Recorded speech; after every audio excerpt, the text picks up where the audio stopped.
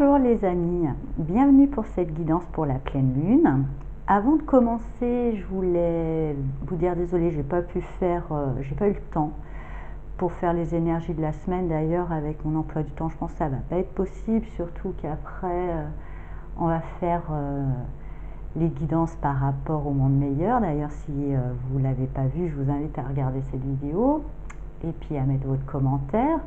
Et j'ai aussi une autre idée à mettre en place qui pour moi compte plus que les énergies de la semaine. Donc du coup, voilà, je ne vais pas continuer parce que je manque de temps entre les consultations privées et tout ça. Et voilà, je voulais aussi vraiment de tout cœur remercier tous ceux qui mettent des commentaires. À chaque fois, je mets des cœurs. C'est vrai, je réponds pas de phrases parce que déjà, je suis tellement émue que les mots peut-être me manquent aussi.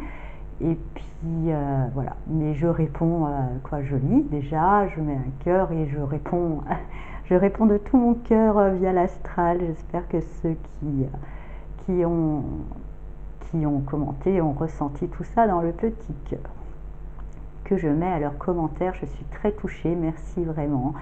Ça me motive à continuer. Voilà, ça c'est fait. Donc nous allons nous occuper de cette pleine lune qui aura lieu le 1er octobre à 23h06 heure de Paris et en signe de Bélier. On va regarder tout de suite avec le cercle d'alliance l'énergie principale. Qu'est-ce que va nous envoyer cette pleine lune?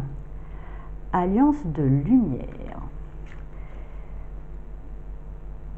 Moi je vois vraiment quelque chose d'assez protecteur, une notion de mise en lumière aussi, et là on voit la terre qui est peut-être un petit peu sombre, mais on voit qu'on veille quand même dessus. Je pense que pour moi, peut-être certaines choses vont être mises en lumière qui ne seront pas forcément évidentes, mais on nous invite à garder la foi, à comprendre qu'on n'est pas seul, qu'on est toujours guidé, que c'est pour notre bien, même si les choses ne sont pas évidentes. C'est pour nous permettre des fois de comprendre certaines choses et puis d'ouvrir une forme de conscience. Je ressens aussi une notion d'alignement. Il y a quelque chose qui va quand même s'aligner. Il y a quelque chose quand même d'assez doux dans cette, malgré tout, puisqu'elle est en bélier quand même, cette pleine lune, c'est pas le signe le plus doux. Mais bon, cette pleine lune est éclairée par un soleil en balance aussi, qui aime bien justement harmoniser, apaiser, calmer les conflits. Donc pour moi, peut-être certains conflits vont prendre un petit peu, vont remonter, mais pour pouvoir être guéris, pour pouvoir être apaisé et pour retrouver une forme d'alignement. Donc je pense que notre pleine lune, là, je la vois là, plutôt là, ça va quelque chose qui va être assez guérisseur. On va voir avec le Morgan Greer Tarot quelle invitation de croissance nous demande cette pleine lune. Avec ce 4 d'épée, cette pleine lune, vous voyez, je pense que pour pouvoir bien accueillir toutes ces énergies de guérison, et pour pouvoir justement bien s'aligner, en fait, on nous demande de mettre le mental un petit peu au repos. Voilà. On nous demande de faire un petit peu pause sur toutes nos ruminations et peut-être simplement les observer, parce qu'en observant notre mental, on lui permet aussi de guérir. Ça permet aussi aux choses un peu plus sombres de monter pour pouvoir partir. Donc quand les choses montent, quand peut-être des nœuds ou des mauvais souvenirs ou des traumas, enfin tout ça remonte, la meilleure façon pour pouvoir les guérir, ce n'est pas de les alimenter. D'ailleurs, cette pleine lune nous invite à mettre le mental sur pause. Donc juste observer, ne pas chercher à comprendre, ne pas chercher à donner une histoire à tout ça, de se dire ah oui c'est arrivé de temps avec un tel, tout ça. Voilà, juste observer tout ça, observer aussi ce que ça touche en nous sans y mettre de mental dessus, puisqu'il est invité à être mis sur off. Et ben justement se dire c'est comme ça. Voilà, c'est comme ça, j'observe ça comme j'observerais un poteau ou un pot de fleurs ou je ne sais quoi d'autre. Alors on va regarder avec là quelle quelle force, qu'est-ce qui nous aide dans cette démarche de mettre le mental en pause? Et bien, ce sera une certaine détermination. Et d'un coup, j'entends encore, non, bah, c'est pas de ma faute, hein, j'en ai 4, et encore, hein, je suis une petite joueuse, il y en a qui en ont beaucoup plus, mais avec mes 4 Vipassana en actif, voilà, j'entends la ferme détermination. Ceux qui ont déjà pratiqué comprendront. Je pense qu'il va falloir être vraiment, ce qui est bien, c'est une détermination justement peut-être à aller mieux, à comprendre que la plupart du temps, bah, c'est notre mental hein, qui crée la souffrance. Et que pour pouvoir le nettoyer, le rendre, voilà, et puis reprendre une forme de main dessus, il faut être déterminé à ne pas le laisser nous embarquer dans ces délires, en se posant simplement en observateur. Donc être déterminé à rester à cette place d'observateur, je pense que c'est ce qui va nous aider.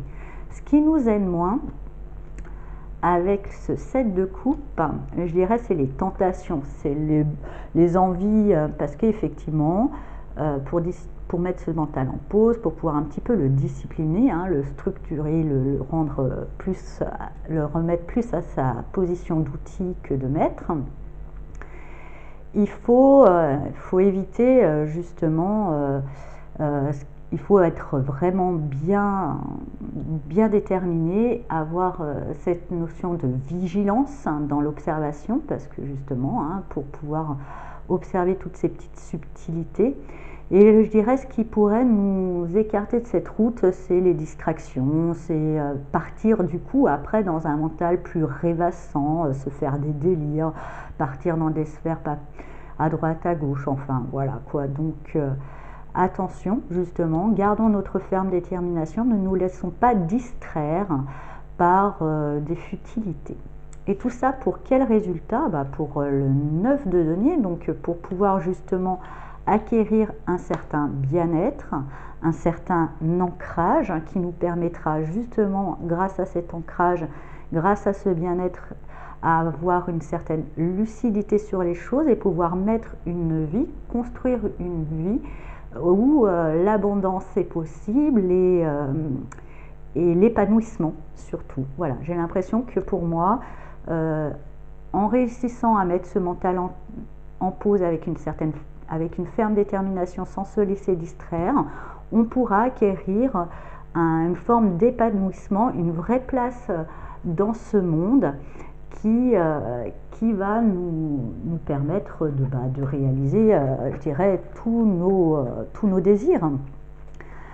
Alors, on va regarder je sentais qu'il y avait quelque chose de guérissant dans cette lune avant, donc j'avais choisi le petit jeu de la sagesse Ho'oponopono, qui je trouvais est assez guérissant, puis comme on entame un peu l'automne, qui est souvent aussi une saison qui nous invite un peu au bilan, à savoir laisser mourir certaines choses, hein, et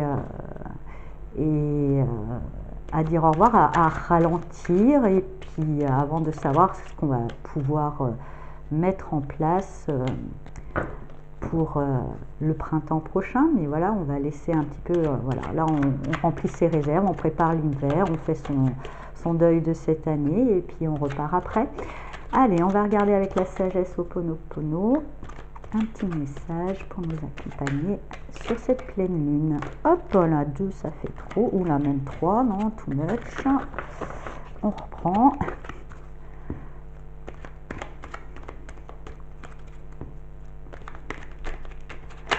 Et ben voilà, ça sera suivant. Hop. L'amour est le seul élan véritable du monde. L'amour est l'énergie créatrice qui permet de sublimer notre existence. Voilà. Et surtout, je pense, l'amour, pas l'amour pour l'autre, ou l'amour